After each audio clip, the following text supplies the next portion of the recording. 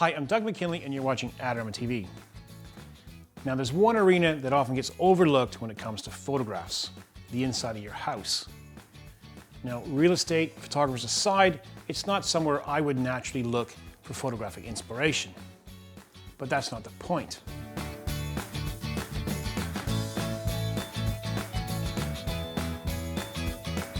Some days I just don't want to go out, for whatever reason. But that doesn't mean I haven't stopped thinking about taking pictures. So in that regard, I've broken out the 100mm macro and we're going to do a mini macro safari around my house. Now the whole point of this is to help you think out of the box, so that when you're out in the greater world, you can look at everything as a potential subject. In every house, there's a plethora of subjects suitable for a macro lens. It could be the patterns on a cushion, a watch face, a salt and pepper shaker, something on the mantelpiece, even the veins of the leaves of this Christmas plant. When you look down the barrel of a macro lens, everything changes. New shapes, new patterns. So I urge you to get out and try this.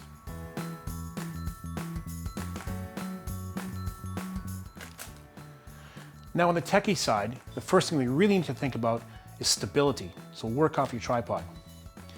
Adding to that, you might want to use a cable release and even lock the mirror up in the camera. Shoot in RAW for maximum flexibility in the digital darkroom, and I would go with spot metering to be really accurate with your meter readings. As for f numbers and shutter speeds, well, the shutter speed doesn't really matter in a sense because we're shooting stationary objects, so it can be as fast or as slow depending on the aperture you use. As for apertures, that's where we're going to use our depth of field as a creative tool. The larger the aperture, the more blur, the less depth of field. The smaller the aperture, the less blur, the greater depth of field. You might think that if you've got a 1.4 lens on your camera and you're getting a shutter speed of 320 or so, or 250 or whatever, that you could handhold for that shot.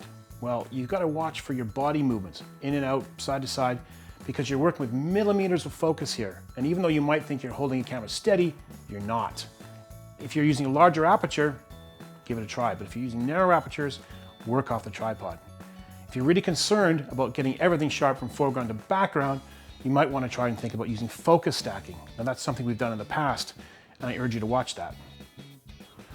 So there you have it, a simple idea to blow the dust off that macro lens and get some great pictures around the house. You don't need to be crawling in the dirt, chasing bugs outside. Just look for those shapes and patterns that surround you on a daily basis. Thanks for watching. I'm Doug McKinlay for Adorama TV. Don't forget, you can subscribe to Adorama TV for more great videos. And tell us what you think. You can like, comment, or share this video. And please stop by the Adorama Learning Center for more great tips and tricks.